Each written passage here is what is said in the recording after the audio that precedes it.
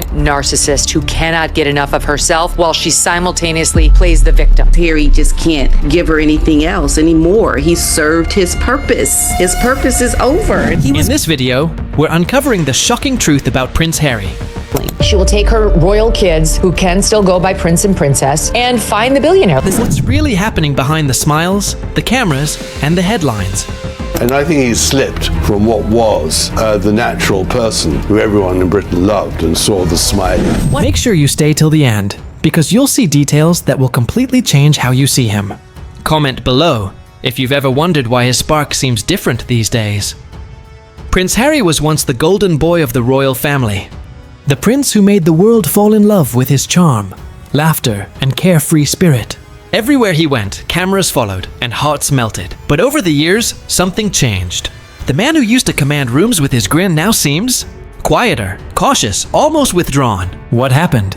How did the soldier, the adventurer, the free spirit transform into someone so restrained? Woman who destroyed her in-laws' family, whose own family doesn't like her, whose the in-laws obviously don't like her, the public doesn't like her. Many say it's love. Others call it transformation. But experts are whispering something darker. There are signs of narcissistic control, emotional manipulation, isolation, and once you connect the dots, it becomes almost impossible to ignore. This isn't just a love story gone wrong. It's a blueprint showing how even the strongest person can slowly lose themselves. It was planned from the beginning. She denied being interested in the royal family, which she totally was. I know someone who knows the ex-husband who said she had a vision board with Prince Harry on it. From the very beginning, Meghan Markle didn't appear interested in royal life. That was the story she told the world. But behind closed doors, things were different. A friend of an ex-husband revealed she had a vision board. On it, Prince Harry's picture. It's small details like this that show a larger plan, a careful path shaping his life around hers. It started slowly, quietly, not with shouting matches or dramatic fights. Instead, there was distance. Gradually, friends who once filled his life with laughter stopped appearing. Old army mates, cousins, colleagues, one by one they drifted away. Harry's world began to shrink until only one voice truly mattered. An expanded family, country, and all his friends to be with this woman, he'll want to go home. All right, a bold prediction for the year ahead. At first, it looked like boundaries. Then it became distance. And finally, isolation. Privacy was the excuse. New beginnings were the cover. But behind the scenes, there was control. Subtle, invisible, constant. Life, you know, and then Oprah Winfrey had met them once. She was a guest. The Clooneys, the guests. I mean, never met them before, but they were the guests. And, you know, I thought to myself, it's all showbiz rubbish. He went from a prince surrounded by family and friends to a man navigating life carefully, always aware of her presence and approval. "You and I could change the world," she whispered. Those words weren't just romantic. Experts on narcissistic relationships say this is how dependency begins. I truly believe that when he met Meghan, she whispered into his ear, a 36-year-old mature woman whispered into his ear, "Harry, you and I could change the world." Experts on narcissism. When someone tells you that the rest of the world doesn't understand you, that family doesn't truly support you, soon you start to believe it. Harry, once surrounded by brothers-in-arms and royal duty, became an island. Even his bond with William, once unbreakable, began to fracture. Harry came from this very busy world of the royal family with lots to do. Even in his spare time, he could play polo and do whatever he wanted. Public appearances showed distance, subtle cues in behavior, gestures, and even who spoke first. When William married Kate, I think the relationship inevitably changed slightly, as sibling relationships always do when a third person comes into it. By the time what looked like independence was actually a carefully orchestrated shift. The lively, mischievous prince started measuring every word, every glance, every move. His confidence faded under the pressure of constant approval. In Montecito, twiddling his thumbs, thinking, what do I do next? What is my role? Where is my work? Observers noticed early signs. The confident prince who once joked openly now seemed to speak like a spokesperson, almost scripted. Interruptions during conversations, subtle corrections, a quick glance, all reinforced control. There is a way of doing things, but for us, for this union and the specifics around her race. Psychologists call this dominance by interruption. It's quiet, invisible, but powerful. Every subtle moment of authority, chips away at the individual's independence. By the time they moved to California, the transformation was complete. No palace, no father, no brother, only the illusion of choice. For Harry, isolation didn't feel like a prison at first. It felt safe, protective, like a bubble away from royal pressures. Last 6 or 7 years, Harry has been the third person alongside Kate and William. But behind that bubble was a new cage, built with love and control. Friends close to the couple noticed the change.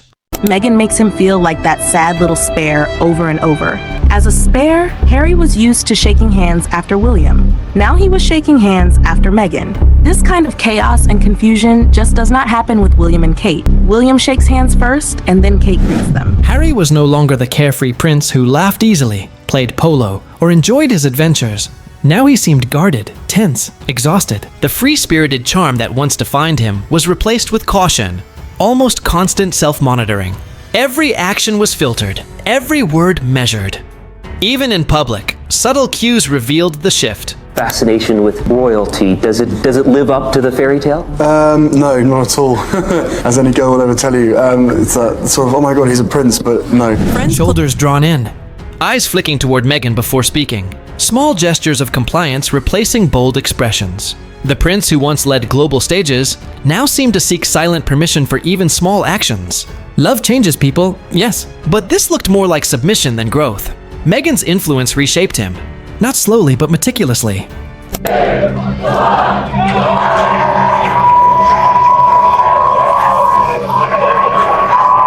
Decisions that once reflected Harry's instincts now mirrored hers, leaving the monarchy, cutting family ties, signing lucrative deals. Every move carried her signature. What appeared as freedom was actually precise control.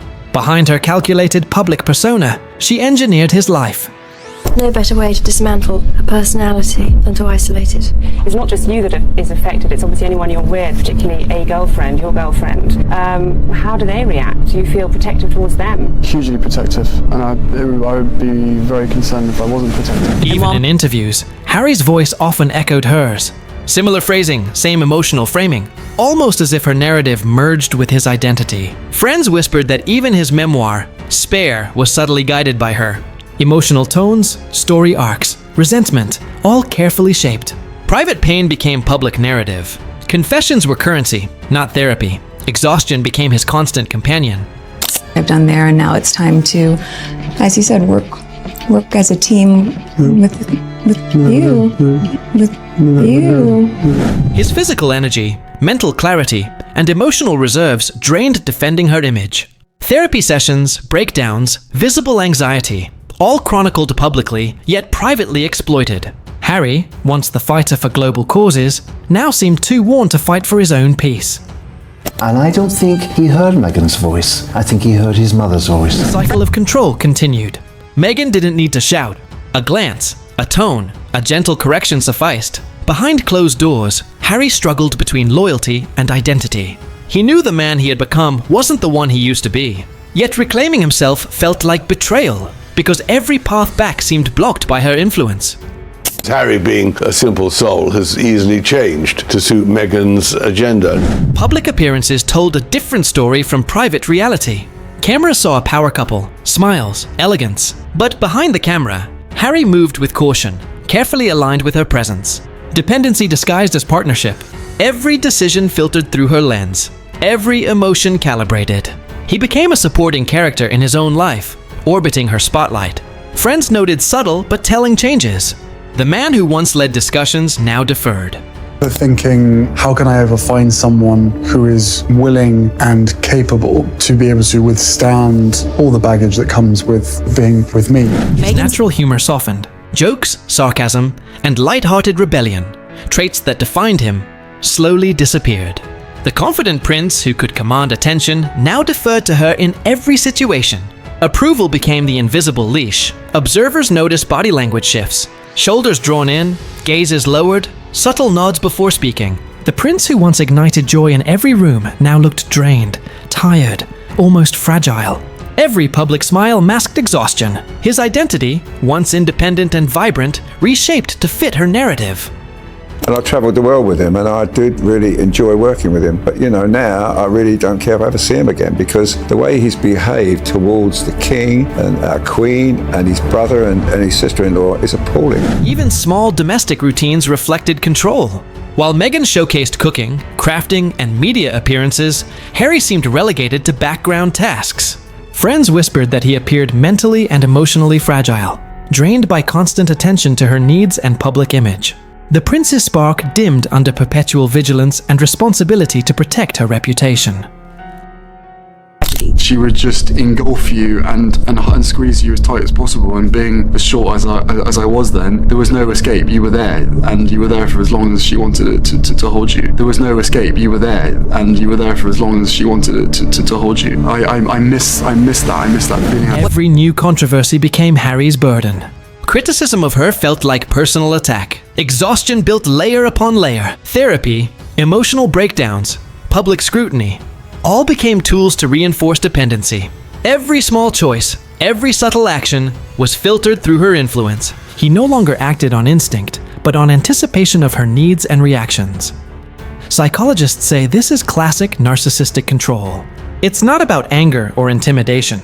It's about rewriting someone's life so subtly that the victim forgets who they were. What does he do in America? What does he do all day there? I mean, we saw a bit of show where he feeds his chickens. But what else? I mean, you know, it's Meghan. It's all Meghan on television, Meghan cooking, and Meghan making jam. I mean, Harry seems to be doing nothing over there. Harry, once independent, fun-loving, and rebellious, slowly became a man defined by her world, her rules, her desires, even his public narrative, carefully shaped through interviews.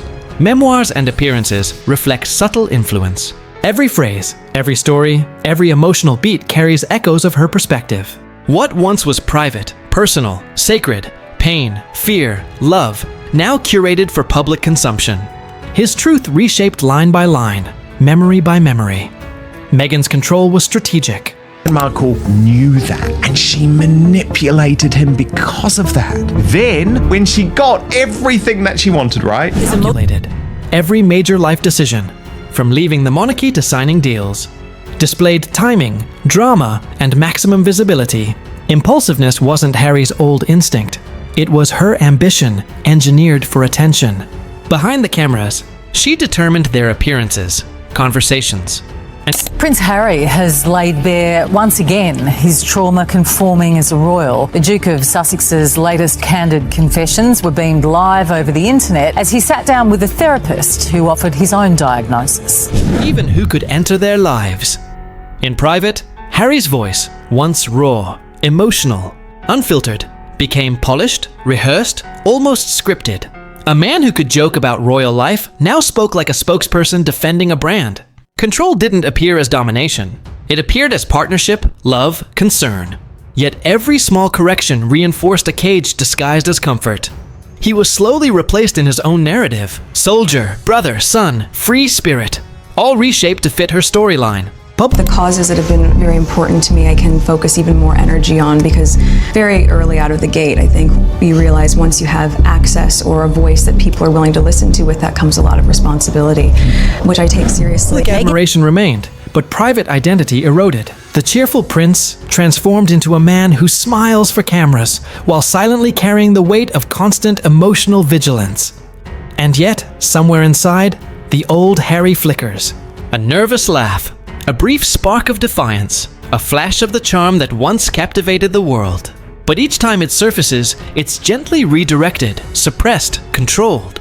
Dependency disguised as love, loyalty disguised as obedience. Even small interactions revealed control. Meghan didn't need to raise her voice. A single glance or tone redirected behavior instantly. Public and private reality diverged. Cameras saw confidence. Reality saw hesitation, compliance, constant self-monitoring. I just didn't want to be alive anymore. I then had a son who I'd far rather be solely focused on, rather than every time I look in his eyes, wondering whether my wife is going to end up like my mother and I'm going to have to look after him myself. That was one of the biggest reasons to leave. The story is a warning. Even the most adored person can be quietly reshaped by someone else's influence. Love doesn't isolate, silence, or reconstruct your identity. True love frees. And until Harry recognizes the pattern, the world will continue to watch a prince living in someone else's story, torn, tamed, and Trapped, a cautionary tale of charisma, charm, and emotional captivity. The moment Harry stepped into Meghan's world, subtle shifts began. At first, they seemed almost harmless. A glance, a word, a suggestion framed as support. But over time, those small nudges became the blueprint for reshaping his life. Every decision, every feeling, and every action gradually moved through the filter of her influence. The man who once moved freely and confidently now measured every gesture, every word, every smile. The mischievous glint in his eyes softened. Humor, spontaneity, and rawness, which had always defined him, started to fade under constant quiet control. Even daily routines began to reflect this new dynamic. Activities that once brought him joy, freedom, and a sense of identity became secondary. Sure, when Harry first met Meghan, the first thing he thought was, what an incredibly sexy, attractive woman. So when I got to meet Em, I was terrified of her being driven away by the media, the same media that had driven so many other people away from me. In the end, choices were no longer driven by instinct or desire, but by anticipation of her reactions. Independence gradually felt dangerous because deviation implied disloyalty. The prince who once led conversations, challenged norms, and laughed without restraint now approached life cautiously, weighing every expression against invisible expectations. Control often wears the mask of love. It whispers, nudges, and guides subtly. In Harry's life, these whispers became the framework for decisions both large and small.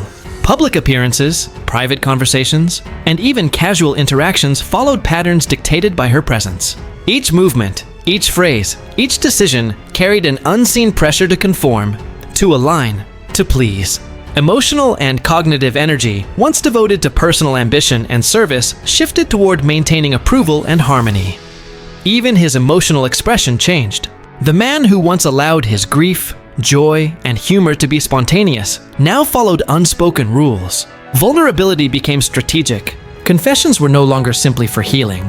They became tools selectively shared for impact. The memoir, interviews, and public statements echoed a narrative aligned with her influence. Harry's voice intertwined with hers, framing his experience through her lens, subtly erasing the line between his perspective and hers. Public appearances offered the clearest illustration of this transformation. The prince who once initiated discussions and expressed opinions freely now deferred to Meghan consistently. His instinct to speak boldly was replaced with caution.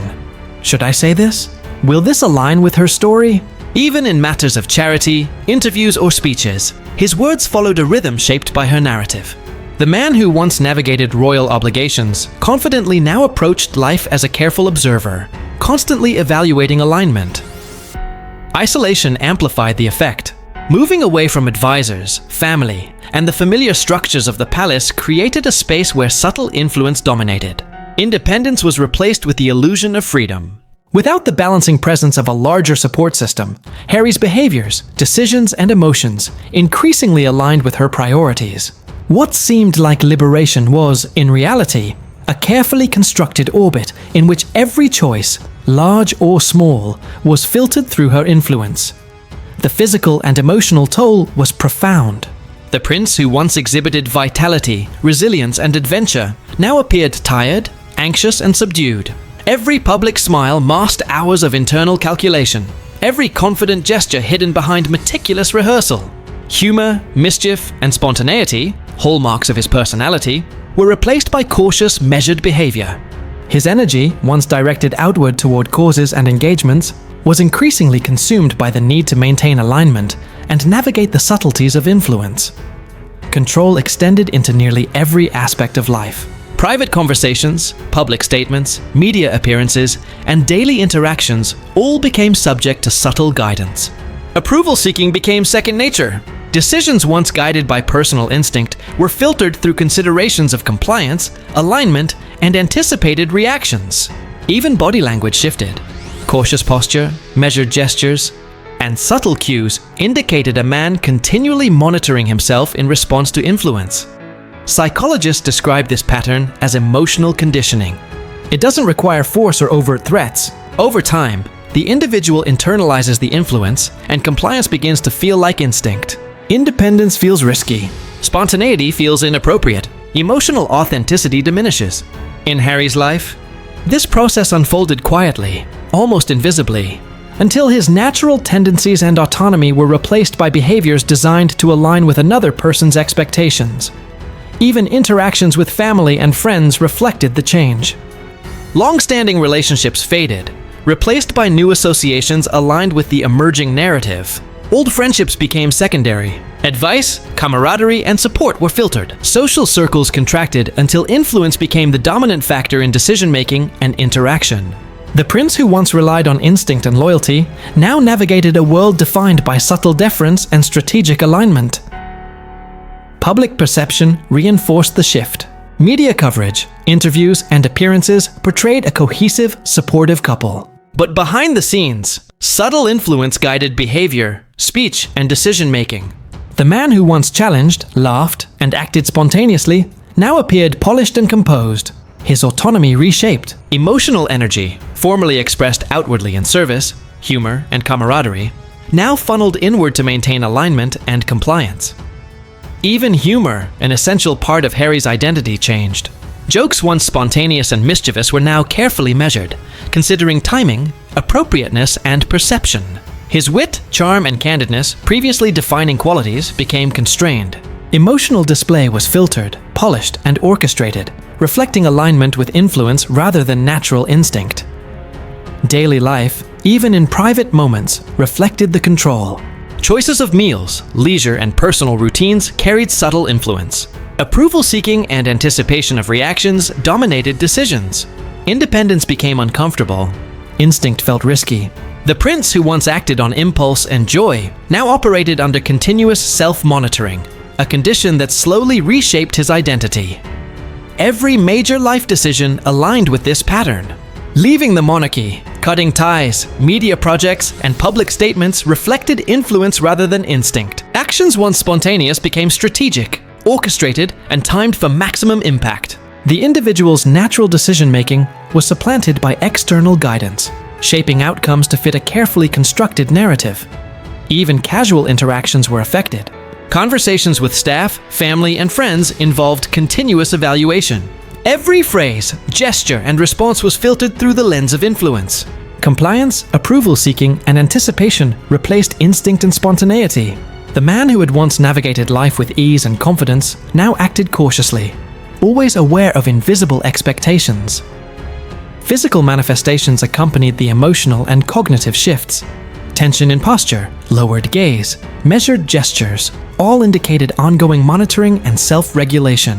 Mental and emotional fatigue accumulated, draining energy previously devoted to engagement, humor, and spontaneity. Exhaustion, visible and persistent, accompanied the ongoing subtle influence and emotional conditioning.